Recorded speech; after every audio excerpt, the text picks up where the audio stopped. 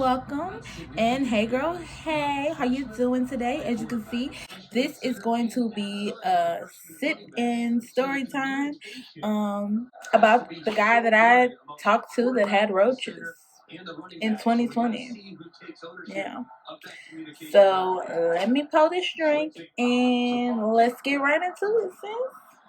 Period. Okay, so as you can see, like I said, this is going to be a sip and story time, and what I'm sipping on is Soleil Mimosa pineapple. I had this like a couple of weeks ago, and I just really loved it because it tastes like pineapple soda. So I got this from my local liquor store. It was $13.99, and it's good. You could probably find it cheaper where you are. I'm not sure. I don't even know where to tell you to find it, but um, turn 5 times to mix. Oh, I didn't even notice all of that stuff. But anyways, let me go ahead and get into story time and take my first sip. It's just like drinking a wine cooler. But anyways, so I'm sure we've all had like an embarrassing like story or something that happened to us that we were not too proud to tell anybody, because I literally have waited to tell. Like I told some people that I work with at the time about it, but I didn't tell anybody else. I didn't. It's super silly to me, for one, because it's 2020. Like, why is there roaches in your house? And not to say, like, I understand that when you live in a certain type of place, like, you will have bugs, granted.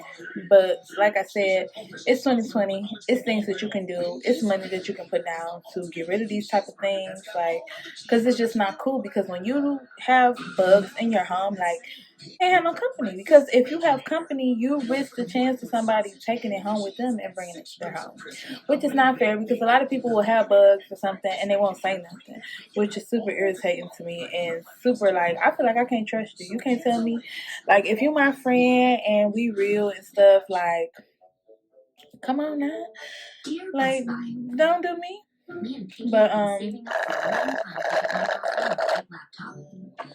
let's get right into it. So I was talking to this guy. I can't even say that we dated, because once this whole situation took place, I no longer wanted to be bothered any freaking more. Like, and that's on the gang. Like,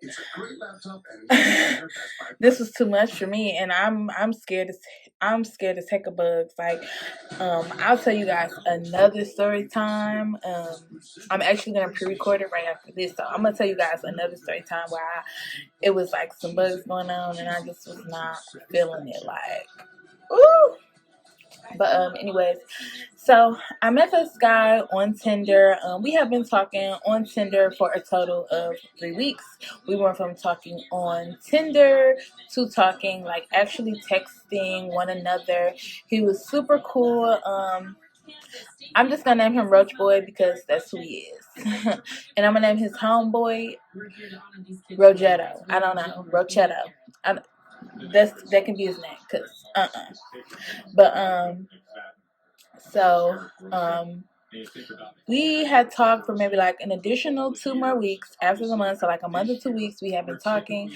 Within those 2 weeks of us talking, he was tired of talking. He wanted to get to some action. He wanted to meet me.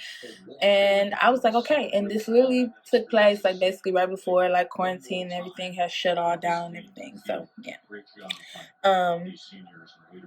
So this was the initial thing. We were going to meet up on a Friday when we both got off of work. At the time, I was working at a hotel out in Troy, Michigan, and he worked at a school. He is a coach. He probably still works there. I don't know, because we don't communicate. With that being said, he needed to get he had some things that he needed to do before he was going to see me or whatever. He needed to get his hair cut, and he also had told me, like, in text, like, yeah, we're gonna smoke, we're gonna drink, we're gonna have a good time. And I'm like, okay, look, I'm here for it, because who am I to deny free food? Like, Who am I? I don't do that. I don't turn on no foods. But I'm different now. I don't want no more food meals. I learned where it come from. So I'm running like super way behind because I end up not getting a ride home that day because my niece was having some. She was trying to do some other stuff, so she wasn't going to be able to come and get me when I needed to be gotten or whatever. Like she would have got to me way later, and I had a date, and I really wanted to go because I hadn't been anywhere and I had been lonely. So this is basically going to be like my rebound guy. We finally meet up, I want to say, like around 7, 8 o'clock at night. We finally meet up, and things change, which this is a big pet peeve of mine. Like, it's fine if you can't do something for me, but I'd rather you let me know, like, from the jump. Like, if you can't do something for me, like, let me know so that I can make plans to, fill in the blanks where you missing it. And the reason why I said this is because I like to smoke weed. I smoke weed all the time, every single day. So I was, he told me like I'm gonna smoke some weed, and I love soul food. So he told me that he was gonna take me to a soul food place, which it was too late, so I understood we couldn't go to the soul food place.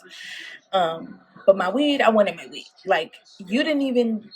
He got a lineup, y'all. Like, he didn't even get a haircut. He got a lineup, which was like, so that probably took like 15 minutes. Like, if you waited an hour for a lineup, baby, you should have just rescheduled with me. Like, period.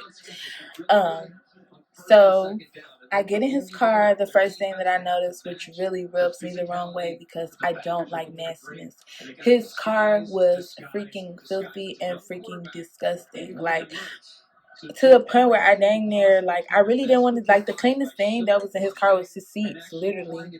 But the leather on the seats were, like, cracked. So I felt iffy about that, but I'm like, hey, he probably bought this car. Whatever. It don't even matter. That part does not even matter because that's cool. That's fine. That's dandy. What really got to me was I couldn't get my soul food place. Like I said, it was closed. I was pissed. I was heated. So we ended up going somewhere out by where I lived at first, which he didn't stay that far from me. So we ended up going to Qdoba. We went to Qdoba. He didn't get anything. Another pet peeve of mine. If you tell me that you're going to pay for something for me, like, you need to be money in hand, ready to pay. That needs to be you. Because you are the one who told me that you were going to take me out to eat, and then you still insisted on taking me to get something to eat. Excuse me. So therefore, boo-boo, pay for my food. Get up here. Don't stay back there. Get up here. Because I'm right down the street from my house. I could just go back home, to be quite honest. I'm really not pressed, especially not to be dealing with this bull stuff and nonsense. So we go ahead, we get the Qdoba. I get Qdoba, and then he stops by the liquor store. He gets some Hennessy and some apple juice because that's what I wanted to drink. He asked me. We get back over to where he stays at, and at first we go to. I'm messing enough. At first we go to his friend's house. And I noticed, like, as soon as I go in there, like, it was super strange to me because I'm thinking to myself, like, why are all these people chilling in one room with the lights out? Like, it's candles lit, the kitchen light is on, the bathroom light is on, but nothing else is on, which baffles me because I'm like, what the hell y'all about to have going on in here? Is this an orgy? What is this? What the hell is going on? Like, I'm feeling some type of way. But I noticed, like, everybody's laughing, they cool, they chilling. Whatever. They playing a game too. Like, the boys and the girls, they playing Call of Duty. It's like the girls against the boys. So I didn't get involved in that. Like, I was just being quiet because I don't know anybody and I'm just peeping the scene, and I don't want to offend nobody, because you know how people be when you the new person to the group. You know how people act. So, oh y'all, this is so good. It's so good. Okay. Oh, yes. Snap, snap, snap. But so we chilling over there for a little bit, and like I said, it was super strange to me. Y'all got candles lit, kitchen light on, but the light of the main room that we're sitting in, like, there are no lights on. I don't know why. I didn't say nothing. We chilled. I ate a little bit of my food, and then he was like, you being quiet. Why you not talking? Are you shy? I'm gonna go ahead. We just gonna go to my place so we can sit, we can chill, we can talk. And to me, I'm like, cool, because I'm in a new environment. I don't know these people. Like, I can be myself, but I really can't be myself. Like, cause a lot of females get offended by me. Like, they feel like this bitch is too much. We gotta take her down instantly. Whatever.